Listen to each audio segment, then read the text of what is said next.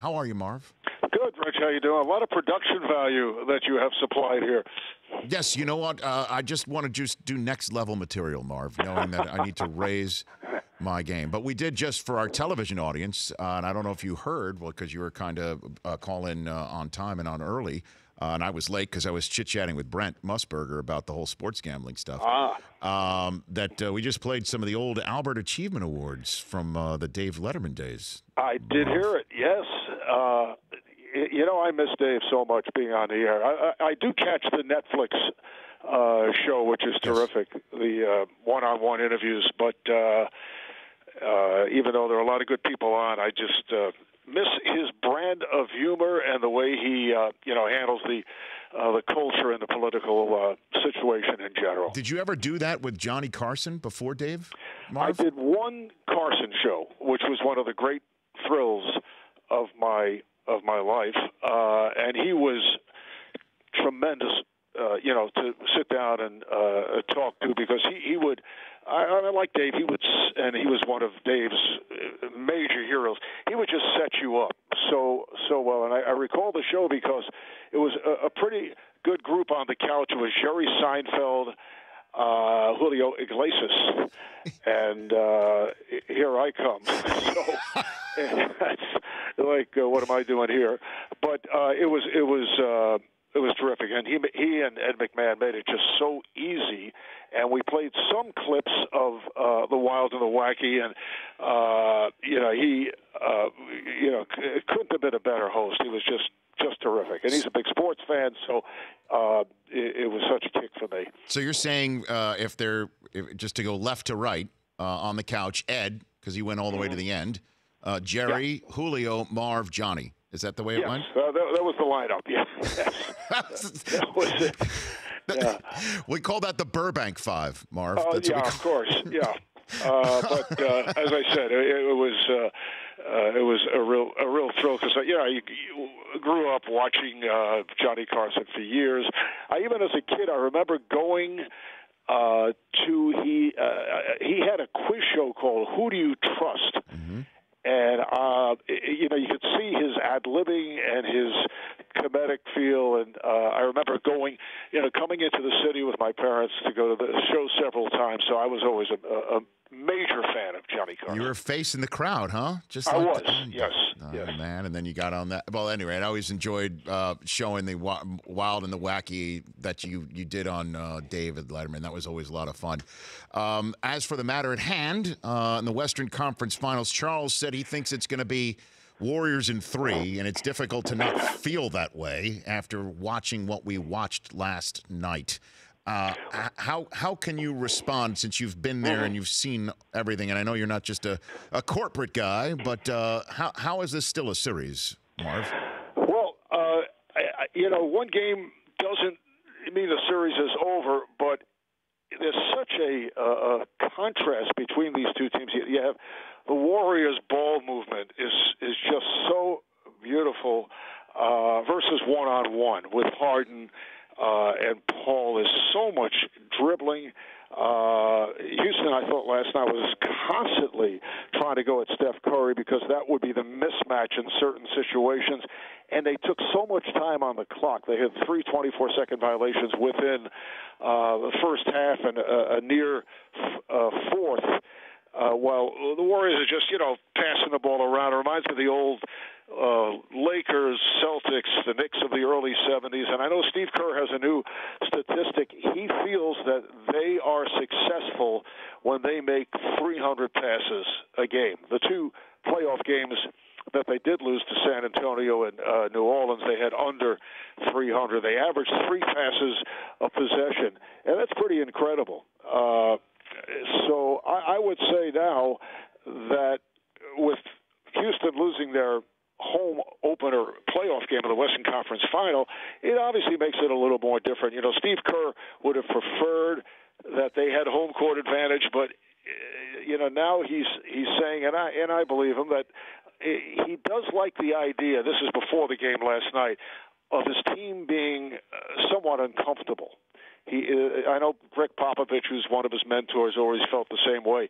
They should be suitably uncomfortable, And when you're playing the first two games in Houston, that's the case. So you know that the guys are going to be really keyed in. And they were. Durant was amazing, and Klay Thompson was. But, yeah, not to say that, as you say, a corporate guy would say, oh, it's going to be a thrilling 7-game series. I mean, it should be a memorable series.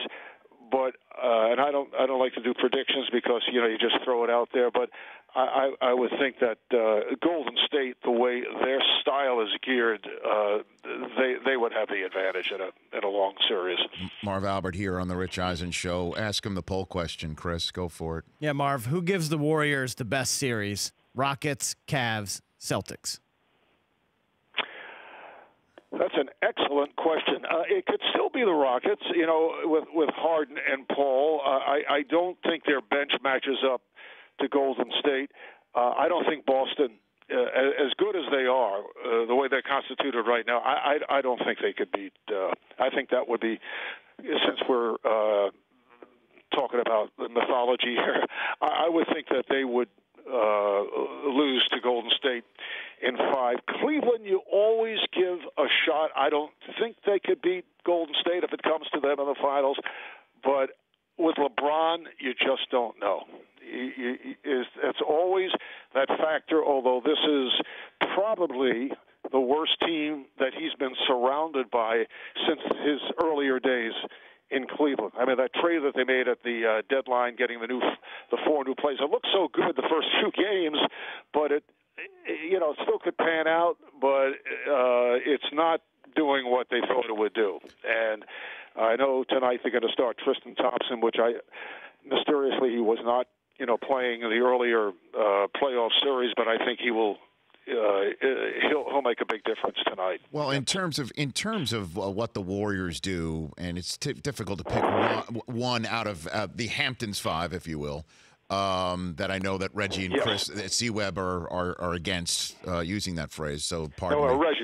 Reggie just likes to be, start arguments on and off. Well, I heard he was giving you. And frankly, Rich, it's very annoying.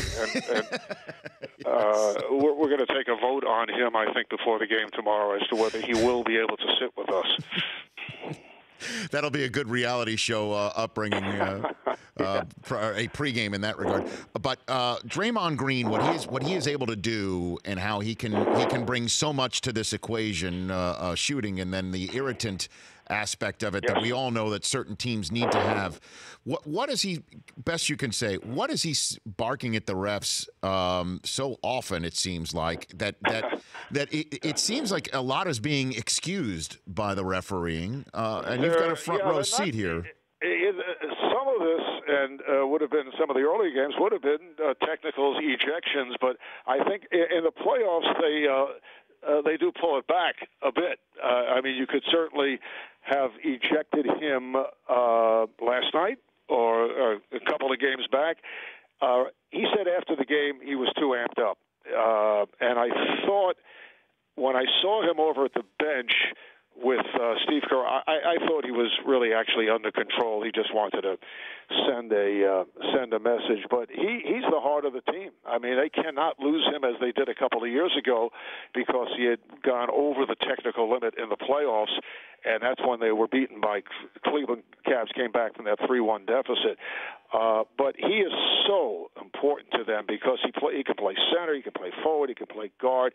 He's an extremely unusual player, but he really has to maintain his control. And he knows it. I mean, it's I don't know if Harden said anything to him. He may not have. In that, I guess. Opening minute and 10 seconds or whatever it was when he shoved him. But there was another incident where he could have been hit with a second technical, and as I said, that's happened before. But they have to have him on the floor. Last one for you. Last one for you, Marv. We started with a little bit of memory lane with Letterman, and I'd love to end it with Jordan, who's with ESPN today, made an announcement in Netflix. There's going to be a 10-hour documentary on Jordan's end game of his career. Great. And you know, the whole conversation of Jordan versus LeBron right now. What is for those who would basically sit here and say LeBron's the greatest of all time, and what he's doing in this generation is, what's the one Jordan story you would tell about his competitive spirit and championship quality that you saw in person to I guess level the generational playing field here? The toughness of Michael Jordan, aside from his skills, is what stands out. And the game that stands out to me is one we did at NBC, was the flu game, where in Utah, where people we knew about it before the game, so it was able to be weaved into the storyline. People in the stands did not realize, even when he was during timeouts helped to the sideline by teammates. I remember Pippen and others carrying him to the sideline, and he had a sensational game, and you could see how exhausted, dehydrated he was, and they went on, led by Michael, to defeat the Jazz.